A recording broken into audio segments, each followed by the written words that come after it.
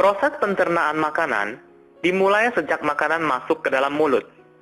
Di dalam mulut terdapat alat-alat bantu pencernaan, yaitu gigi, lidah, dan kelenjar ludah.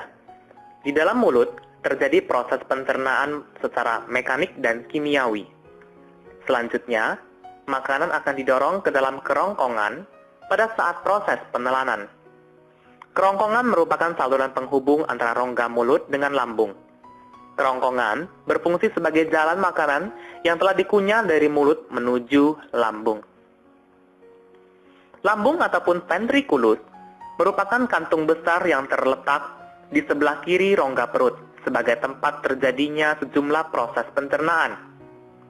Dinding lambung mengandung sel-sel kelenjar yang berfungsi sebagai kelenjar pencernaan yang menghasilkan getah lambung. Getah lambung mengandung air lendir ataupun musin, asam lambung, enzim renin, dan enzim pepsinogen. Getah lambung bersifat asam karena banyak mengandung asam lambung. Asam lambung berfungsi membunuh kuman penyakit atau bakteri yang masuk bersama makanan dan juga berfungsi untuk mengaktifkan pepsinogen menjadi pepsin. Selanjutnya, makanan sedikit demi sedikit keluar menuju usus 12 jari yang merupakan bagian dari usus halus. Pada usus 12 jari bermuara saluran getah pankreas dan saluran empedu. Selanjutnya, empedu dialirkan menuju saluran empedu ke usus 12 jari. Getah pankreas mengandung enzim-enzim sebagai berikut, yaitu protease yang mengubah protein menjadi asam amino, amilase yang mengubah zat tepung atau amilum, dan lipase yang mengubah lemak menjadi asam lemak. Jadi pada usus halus, seluruh proses pencernaan karbohidrat, lemak, dan protein diselesaikan. Selanjutnya, proses penyerapan akan berlangsung di usus kosong dan sebagian besar di usus penyerap. Karbohidrat diserap dalam bentuk glukosa, lemak diserap dalam bentuk asam lemak dan gliserol, dan protein diserap dalam bentuk asam amino. Selanjutnya, makanan akan bergerak menuju usus penyerapan yang juga merupakan bagian dari usus halus. Pada dinding usus penyerap, terdapat jonjot-jonjot usus yang disebut pili.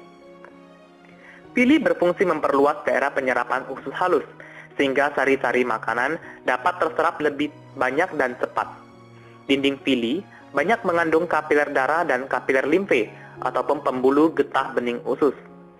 Agar dapat mencapai darah, sari-sari makanan harus menembus sel dinding usus halus yang selanjutnya masuk ke pembuluh darah atau pembuluh limfe.